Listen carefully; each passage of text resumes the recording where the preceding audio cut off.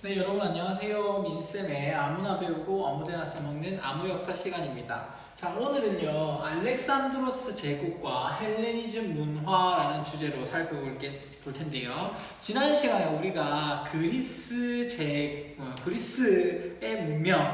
문명에 대해서 살펴봤습니다. 그래서 대표적으로 이제 크레타 문명과 미케네 문명 이야기했었고요. 그 다음에 이제 8세기 기원전 8세기 이후에 폴리스가 형성되고 폴리스에서의 아테네 그리고 스파르타를 예로 들어서 두 폴리스의 역사에 대해서 살펴봤습니다.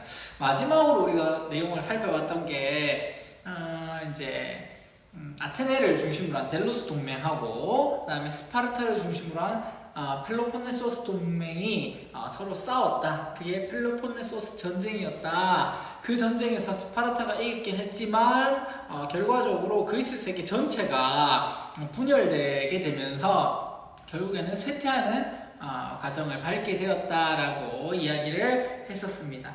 그때 이제 그리스 세계가 전체적으로 쇠퇴하고 있을 때 등장했던 나라가 있습니다. 그 나라가 바로 마케도니아예요. 마케도니아라는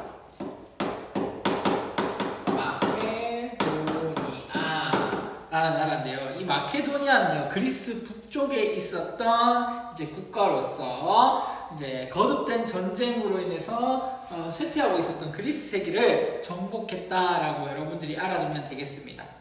그 뒤 이 마케도니아에서 대표적으로 왕이 됐던 사람이 누구냐 하면 바로 그 유명한 알렉산드로스 대왕이다. 알렉산드로스 대왕. 예전에는 알렉산더라고 불렀었는데 알렉산더라는 표현이 영어식 표현이다 보니까 당시 있었던 발음을 존중하는 차원에서 알렉산드로스라는 이름으로 다시 바꿔 썼습니다. 이 알렉산드로스 대왕 같은 경우는요, 마케도니아의 왕 그리고 그리스 세계를 이제 통합하는 그 수준에서 머물지 않고 조금 더 넓은 세계로 나아가기 위해서 어떤 전쟁을 수행하느냐 하면 바로 동방원정을 시작합니다. 동쪽으로 어떻게 했다고요? 원정을 떠났어요. 동방원정을 떠나게 되는데 이때가 BC 기원전 334년경이라고 합니다. 자, 그래서 그 이후에 10여 년 동안 말 타고 돌아다니고 전쟁을 해가지고 정복을 한 끝에 알렉산드로스는 약 10년 만에 유럽과 서아시아 그리고 아프리카에 걸친 세계 대륙에 걸친 거대한 제국을 건설하게 되는데요. 지도를 한번 보면요, 여기 나와 있는 지도와 같습니다. 여기 마케도니아 처음 시작한 곳 있죠. 여기서 그리스 세계를 정복한 다음에 동쪽으로 이동해서 여기 유럽과 그 다음에 여기 아프리카 그리고 여기에 있는 그 아시아까지 세계 대륙에 걸친 아주 대제국을 건설했다라는 것을 여러분들이 기억을 해주면 좋겠습니다. 대표적으로 어떤 전투가 있냐면요, 이수스 전투 그리고 가오가멜라 전투, 이런 전투가 있습니다. 이러한 전투를 해서 여러 곳에 이제 자신들의 그 알렉산드로스 대왕이 자신 국가를 막 넓혀가면서 어떤 행동들을 했느냐. 첫 번째, 바로 자신의 이름을 딴 알렉산드리아라는 도시를 건설했어요. 근데 도시를 알렉산드리아라고 이름 붙인 도시가 한 개만 있었던 게 아니고요, 막 여러 군데다가 세웠어요. 근데 대표적으로 현재 남아있는 알렉산드리아 그 도시의 유적은요, 어디가 대표적이냐면 여기 보이나요? 보이나요? 여기 이집트 지역이 있는 알렉산드리아가 가장 유명한 알렉산드리아라고 할 수 있습니다. 그래서 여러 곳곳에다가 자신의 이름을 딴 알렉산드리아라는 도시를 건설하고요. 그 다음에 그리스인들을 이주를 시킵니다. 이 지역에다 이주를 시켜요. 그리고 여기다가 이제 그리스 문화를 전파했어요.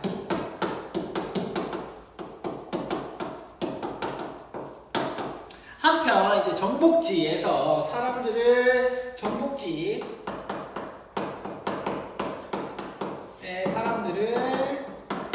관리로 등록하고요. 또 어떤 것들을 했느냐? 그다음에 그리스 병사와 페르시아 그리고 그리스 병사하고 페르시아 여인들 결혼을 추진합니다. 그래서 혼인 정책을 했었다. 혼인 정책을 했다라는 게 특징이라고 할 수 있습니다. 그래서 이러한 이제 노력들을 통해서 제국의 통합을 위해서 노력했다. 제국의 통합을 위해서 노력했다라는 것을 우리가 알 수 있습니다. 그렇지만 이제 그 알렉산드로스가 이 지역을 이제 정복하는데 그 지역 더 동쪽으로 이동했어요. 우리가 배웠던 그 순서대로 거꾸로 돌아가면 되겠죠. 유럽에서 서아시아에서 다시 거꾸로 가면 동쪽으로 가면 뭐가 있습니까? 그렇죠. 인도가 있죠. 인도 중에서도 인도의 서쪽에 있는 강이 뭐였죠? 그렇죠. 인더스 강입니다. 그래가지고 알렉산더가 말을 막 타고 인더스 강까지 갔어요. 인더스 강까지 가가지고 거기서 이제 막 그 인도를 정복을 하려고 했어. 근데 했는데 밑에 있던 휘하에 있던 장군들이 우리 너무 많이 왔다. 더 이상 갈 힘이 없으니까 돌아가자라고 얘기를 합니다. 알렉산드로스의 마음은 이미 저 인도를 다 지배하는 데 있었지만 결국에 부하 장군들의 이야기를 듣고 다시 회군을 해서 돌아오게 됩니다. 그리고 돌아오던 중에 이제 병에 걸려가지고 알렉산드로스가 죽어버리니까 굉장히 높이 있었던 가장 힘센 사람이 딱 죽고 나니까 그 뒤에 어떻게 되겠습니까? 그렇죠. 알렉산드로스 제국이 붕괴를 하게 되면서 세 개의 나라로 이제 나뉘게 되고요. 그러면서 이제 그 큰 제국은 다 이제 뿔뿔이 흩어지게 됐다. 그리고 나서 이제 로마, 우리가 나중에 다음 시간에 배울 로마가 등장하게 되면서 제국이 멸망하게 되었다라는 것까지 여러분들이 알아두면 됩니다. 선생님, 그러면요 알렉산드로스 제국은 얼마 막 크게 오래 가지 못했네요. 오래 가지는 못했어요. 선생님, 그러면 오래 가지도 못했는데 왜 이렇게 막 열심히 우리가 이거 배워야 되나요?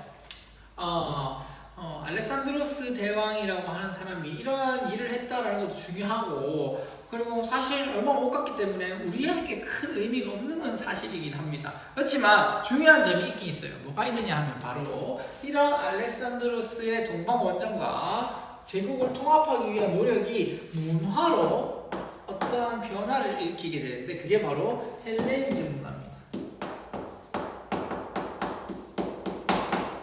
새로운 문화가 등장을 하게 됐다라는 것을 알 수가 있어요. 자, 그 전에 헬레니즘 문화는요 어떤 특징을 가지고 있느냐면 그리스 문화, 그 다음에 그리스가 마케도니아가 정벌 했던 오리엔트 문화, 동방의 문화, 동방의 문화가 합쳐져서 뭐가 만들어졌다? 헬레니즘 문화가 만들어졌다라는 것이기 때문에 우리가 그리스의 문화에 대해서 먼저 알아본 다음에 이제 이야기를 해봐야 될 것 같아요. 자, 일단은요 그리스는 인간 중심의 문화가 발달했었다라는 것을 여러분들이 알 수가 있습니다. 이것을 잘 알 수 있는 게요, 여러분도 혹시 그리스 로마 신화라고 하는 신화를 알고 있나요? 그 올림포스 이야기를 신들이 막 모여가지고 꼭대기에 모여서 춤도 추고 노래도 하고 막 사랑도 하고 이별도 하고 눈물도 흘리고 그리고 복수도 하고 막 질투도 하고 이렇게 합니다. 특히 이제 제우스 같은 경우는 제일 높은 신이죠. 제우스 같은 경우 맨날 바람을 펴요. 그리고 그 부인인 헤라는 그걸 보고 맨날 쫓아다니고 질투하고 그 바람핀 제우스랑 바람핀 애들을 혼내주고 이렇게 한단 말이에요. 이런 것들을 보니까 우리가 아는 신들의 모습, 우리가 일반적으로 생각하는 신들의 모습은 어때요? 그렇죠. 막 근엄하고 아니면 무섭고 뭐 이럴 것 같은데 이 신들은 안 그래요. 뭐 인간들이랑 비슷합니다. 그렇기 때문에 그리스인들이 생각했던 신의 모습은 어떠냐? 첫 번째, 인간과 같이 감정이 있어요. 그리고 두 번째, 그리고 많은 것들을 하고 싶은 대로 하고 또 질투도 하고 사는 모습이 다 비슷합니다. 그러면 도대체 신하고 그리스인들이 생각했을 때 신하고 인간의 차이점은 뭐냐? 딱 두 가지가 있어요. 첫 번째, 인간은 죽지만 신은 죽지 않는다. 두 번째, 인간은 신체적 능력에서 할 수 있는 건 할 수 있지만 신들은 무언가 아주 특별한 능력을 가지고 있다라고 하는 두 가지 빼고는 나머지가 전부 다 같다고 보는 겁니다. 그러면 결국에 이 그리스인들이 생각했던 신은 굉장히 인간적이다. 즉 신마저도 그리스인들은 인간적이라고 생각했기 때문에 그리스인들의 사고, 머릿속은 굉장히 인간적인 문화로 가득 차 있었다라는 것을 알 수가 있습니다. 그래서 여러분들 교과서 203페이지를 보면요, 선생님이 그 교과서 페이지를 얘기하는데 오늘 교과서는 202에서 203페이지입니다. 잘 따라오고 있겠죠? 자, 이러한 특징은요, 문학과 미술 등에서 영향을 끼쳤는데 문학에서는 호메로스의 일리아드 그리고 오디세이 이런 것들이 대표적인 작품으로 꼽힌다고 할 수 있습니다. 주로 이것은 신화에 관한 이야기, 신과 영웅에 관한 이제 서사시를 엮어놓은 거예요. 그리고 이제 건축에서는요, 조화나 균형을 굉장히 중요시합니다. 그래서 막 이게 너무 크거나 너무 역동적이거나 막 비례가 안 맞아가지고 기우뚱기우뚱 할 것 같이 불안한 건축물을 잘 안 세우고요, 좀 조화가 균형이 잘 맞춰져 있는 이제 그런 건축물을 세우는데 대표적인 게 여기 나와 있는 파르테논 신전이라고 할 수 있습니다. 그래서 우리가 일반적으로 그 그리스의 대표적인 그런 건축물들은요, 여기 기둥이 축축축 이렇게 돼 있어가지고 안정감을 가질 수 있도록 하는데 이런 것들을 우리가 열주양식이라고 부릅니다. 한편 그리스에서는 그때 얘기했죠, 아고라를 중심으로 토론이 활발하게 이루어져서 다양한 철학이 발달하게 되는데요. 이 철학이라고 하는 거 이거 좀 치울게요. 철학이라고 하는 것에 대해서 조금 얘기를 하자면 이제 자연에 대한 관심에서 시작됐다가 이제 민주정치의 발달로 누가 등장하냐면 소피스트라는 사람들이 등장합니다. 소피스트라는 사람이 등장을 해요. 이거는 원래 무슨 뜻이냐면 지혜로운 사람이에요. 지혜로운 사람. 소피라고 하는 게 그런 뜻이죠. 그럼 여러분들 혹시 철학이 영어로 뭔지 압니까? 필로소피죠. 그것은 뭐냐면 지혜를 살아야 한다라는 뜻이에요. 어쨌든 간에 그 철학이란 말이 나왔던 게 소피스트가 처음에 등장을 했습니다. 이 사람들은요, 상대적인 걸 좋아했어요. 상대성을 강조합니다. 특히 뭐의 상대성을 강조하냐? 진리의 상대성. 즉 진리라고 하는 거, 세상에 변하지 않는 것은 없다, 딱 정해져 있는 이것만이 옳다라고 하는 것은 없다. 그럼 어떻게 해야 되냐? 그렇죠, 사람이 살다 보면 이럴 때는 이게, 저럴 때는 저게 맞는 말이고 저게 진리가 될 수 있다라고 하는 진리의 상대성을 이제 주로 강조했던 반면에요, 이와 이제 조금 대비되는 게요, 소크라테스. 이 사람 소크라테스 같은 경우는 어떤 얘기를 했죠? 어떤 얘기를 했습니까? 우리가 흔히 얘기하는 너 자신을 알라라고 말을 했다고는 알려졌지만 실제로 그걸 말을 하지는 않았을 것으로 추정될 때 어쨌든 계속 물어보는 거예요. 소크라테스 같은 경우, 너 이게 뭐야? 이건 손입니다. 그럼 너는 네가 지혜롭다고 생각하니? 저는 지혜롭다고 생각해요. 네가 왜 지혜롭다고 생각하지? 저는 이렇게 생각해서 지혜롭다고 생각해요. 정말 그게 맞다고 생각하니? 물어보고 또 물어보고 또 물어보고 해서 자신이 얼마나 무지한지를 깨닫게 만든 다음에 그 다음에 이제 가르쳐주는 방법이었어요. 그러니까 소크라테스는 진리가 있다라고 말하고 진리의 절대성을 강조했다라는 것이 차이점이라고 할 수 있어요. 소크라테스는요. 그리고 이 소크라테스는요, 나중에 플라톤이라는 사람에게 영향을 끼치게 되고, 이 플라톤은 또 누구에게 제자를 삼아서 가르치느냐? 아리스토텔레스라는 사람에게 또 지식을 전파해주면서 이제 학맥이 쭉 이어져 가게 됩니다. 그래서 오늘날 서양 철학의 바탕을 이루는 게 바로 소크라테스의 제자 플라톤, 플라톤의 제자 아리스토텔레스로 이어지는 요 내용이라고 할 수 있습니다. 여러분들 지금 뭐 도덕 시간, 철학 시간 아니니까 자세하게 뭐 어떤 것까지 뭐 여기 깊이를 알 필요는 없지만 이름은 좀 알아둬야겠어요. 소크라테스, 플라톤, 아리스토텔레스가 소피스트하고 싸웠던 어느 시기? 그렇죠. 그리스 시기의 철학자들이구나라는 것만 알아두면 되겠습니다. 그리고 그리스의 합리적인 사상의 영향으로 이제 역사 서술도 발전하게 되는데 우리가 일반적으로 역사의 아버지라고 불리는 누구? 헤로도토스라는 사람이 히스토리아라고 불리는 역사라는 책을 서술했습니다. 히스토리아에라고 불리는 역사라는 책을 서술하기도 했었다. 이것은 페르시아 전쟁에 대한 내용을 담고 있는 내용입니다. 어쨌든 이 헤로도토스라는 사람이 쓴 역사는 그리스 시기의 대표적인 역사 서술이다라는 것까지만 여러분들이 알아두면 되겠습니다. 자, 여기까지 이해가 됐나요? 지금 우리가 살펴본 게 바로 그리스의 이야기였어요. 자, 그리스의 문화라고 하면 뭐가 있다? 그렇죠. 누구 중심? 인간 중심. 인간 중심의 문화라는 특징을 가지고 있다라는 것 기억을 해주고요. 대표적으로 파르테논 신전, 그리고 소크라테스, 플라톤, 아리스토텔레스, 그리고 헤로도토스 이야기까지, 소피스트까지 여러분들 이렇게 살펴보면 되겠습니다. 자, 그러면 이러한 그리스 문화와 오리엔트 문화가 합해져서 만들어진 헬레니즘 문화는 어떤 것들이 있느냐? 자, 헬레니즘 문화의 발달, 알렉산드로스의 동방 원정으로 그리스 문화와 오리엔트 문화가 융합된 헬레니즘 문화가 나타났습니다. 자, 이 헬레니즘 문화의 특징은요.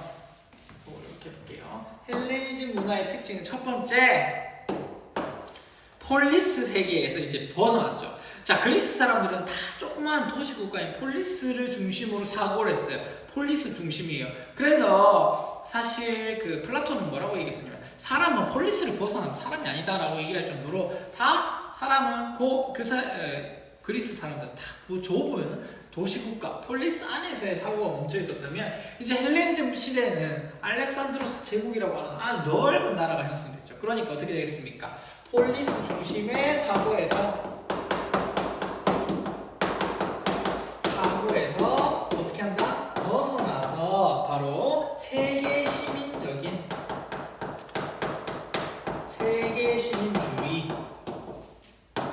세계의 모든 시민들이 있다라는 거예요. 세계의 시민주의, 개인이 폴리스를 벗어난 세계 국가의 구성원으로서 모두가 평등하다, 이런 주장을 내세우는 거죠. 그래서 시야가 넓어졌다, 바탕으로 했다. 그 다음에 두 번째는요, 공동체의 행보다는 개인의 행복을 중시한다.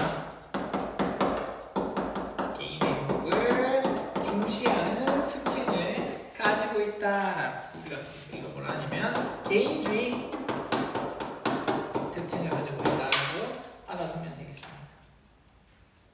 개인주의적인 특징을 가지고 있다. 자, 그래서 이러한 개인주의적인 철학에 이제 반영돼서 크게 두 개의 철학학파가 등장을 하게 되는데요. 철학에서는요, 첫 번째 스토아학파,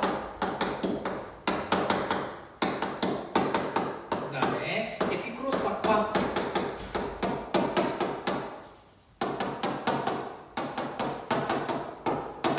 에피쿠로스학파가 있습니다.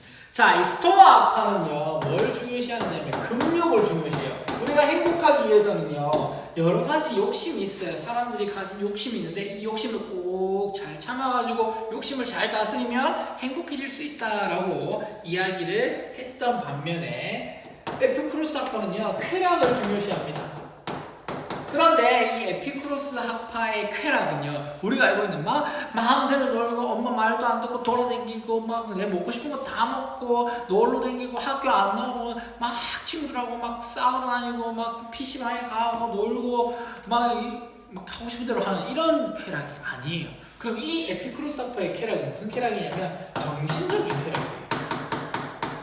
정신적인 쾌락입니다. 말 그대로 우리가 육체적으로 막 하고 싶은 쾌락이 아니고 책을 많이 읽고 그리고 마음이 편안할 수 있도록 계속 수련하고 하는 그런, 그래서 먼 일이 있어도 내가 편안할 수 있는 이러한 쾌락을 이야기하는 겁니다. 그러니까 결국에는 에피쿠로스 학파나 스토아 학파 둘 다 사람이 나쁜 짓을 하거나 아니면 아주 막 욕심에 있는 행동을 하지 말고, 그쵸? 우리가 생각하는 도덕에 따라 살아라라고 하는 건 똑같은 건데요.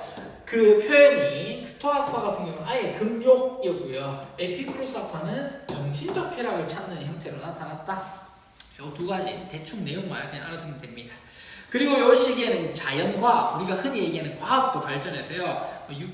기하학에서 유클리드, 그다음에 수학과 물리학에서 아르키메데스라는 이야기는 유명하죠. 어떻게 해가지고 순수한 금인지를 확인할까 해가지고 고민하다가 여기에 그 목욕탕에 자기가 붕덩 들어가니까 물이 쫙 하고 넘치더라. 그걸 보고 유레카 외치면서 빨개 먹고 돌아다녔다라고 하는 사람, 아르키메데스. 요 시기의 사람입니다. 그리고 요때는 예술에서는요, 조각이 주로 굉장히 인간을 이제 있는 그대로 표현하고 아주 그 역동적인 그런 이제 그 것들이 많이 발전을 하는데, 여기 보면 밀로의 비너스, 그리고 밑에 라오콩 군상, 이게 라오콩 군상이고요. 이게 밀로의 비너스입니다. 그래서 인간의 사실적이고 굉장히 역동적으로 표현한 게 이제 요 헬레니즘 문화의 특징인데, 이러한 것들이 만들어졌다. 그래서 이러한 헬레니즘 문화는 로마에 계승돼 가지고 이런 문화를 이제 발전시키는데 영향을 주게 되고요. 그렇다라는 것만 여러분들이 기억을 해두면 되겠습니다. 사실 이 알렉산드로스 제국의 내용은 크게 두 가지로만 여러분들이 기억해 두면 됩니다. 아까 첫 번째, 알렉산드로스가 자기 제국 내에 결속을 다지기 위해서 했던 여러 가지 내용들, 그리고 그것들로 인해서 동서 문명이 만나서 융합되게 되는 헬레니즘 문화의 내용들에 대해 살펴보면 됩니다. 그리고 우리가 뜬금없이 중간에 그리스의 인간 중심 문화에 대해서 살펴봤는데, 그리스 문화하고 헬레니즘 문화는 좀 비교할 수가 있겠죠. 그래가지고 여러분들이 좀 내용을 정리할 때 그리스 문화와 헬레니즘 문화를 조금 비교해 가면서 정리를 해두면 좋을 것 같습니다. 역사 읽기를 한번 봅시다. 선생님이 굉장히 어떻게 표현을 했는지 모르겠어요. 알렉산드로스를 어릴 적에는 굉장히 좀 위대하다, 멋있다라고 평가를 많이 하죠. 왜냐면 그 말을 타고 막 넓은 땅을 이렇게 다닌다고 하는 게 굉장히 좀 뭐라 해야 될까요? 멋있는 영웅의 모습으로 나타나니까요. 그렇지만 우리가 너무 이제 서구 중심적인 시야를 가진 게 아닌가 하는 생각을 가끔 느낄 때가 있습니다. 그래서 여러분들 202페이지 알렉산드로스에 대한 서로 다른 평가에 대해서 한번 읽어볼게요. 자, 드로이젠이라고 하는 어떤 역사가는요, 이렇게 얘기했습니다. 알렉산드로스 대왕은 동방 원정을 통해 헬레니즘 세계라고 하는 새로운 세계를 만들어냈다라고, 그 동서교류의 영웅으로서 이제 알렉산드로스가 쫙 새로운 길을 만들었다라고 아주 멋지게 표현했던 반면에, 알렉산드로스의 거의 마지막 그 정복을 당했던 인도 지역에 네루라고 하는 독립운동가가 있습니다. 이 사람이 이렇게 얘기했어요. 알렉산드로스는 잔인한 정복자야. 그는 정복지 주민을 학살하고 페르세폴리스도 파괴하였어 라고 얘기했습니다. 자기 딸에게 쓰는 역사 이야기라는 세계사 편력이라고 하는 책을 썼는데, 이 책에서 네루가 이렇게 표현을 했었습니다. 그래서 네루는요, 그를 잔인한 폭군이고 파괴자로 단언을 하면서 이러한 그 알렉산드로스의 그런 그 정복을 사실은 부정적으로 봤다라는 거죠. 여러분들 어떻게 생각하나요? 선생님은 여러분들한테 제가 선생님 이렇게 생각해요 라고 얘기하기가 조금 어렵죠. 왜냐면 선생님이 얘기하는 게 여러분들한테 혹시나 여러분들의 사고를 방해하는 말이 될 수 있으니까 선생님이 어떻게 생각하는지 얘기하지 않겠습니다. 다만 여러분들이 시험 칠 때는 이런 거에 대해서 이게 정답입니다 라고 물어보는 문제는 절대 안 나오겠죠. 그렇지만 여러분들이 역사를 공부하는 이유 중에 하나가 역사적인 사고를 키우고 특히 역사적인 비판적인 능력을 키우는데 목적이 있기 때문에, 여러분들이 나는 어떻게 생각하는가, 내가 생각했을 때 알렉산드로스는 어떤 사람인가에 대해서 한번 생각을 해보면 좋겠습니다. 다만 선생님이 오늘 짧게 수업했던 부분이 너무 짧기 때문에 알렉산드로스라는 사람에 대해서 여러분들이 충분히 생각할 기회가 만들어지진 않았을 거라고 생각합니다. 그래서 궁금한 친구들은 알렉산드로스 대왕이 어떤 정복 과정을 걸쳤는지 그리고 어떤 식으로 제국을 통치했는지에 대해서 조금 알아서 살펴보기를 바랍니다.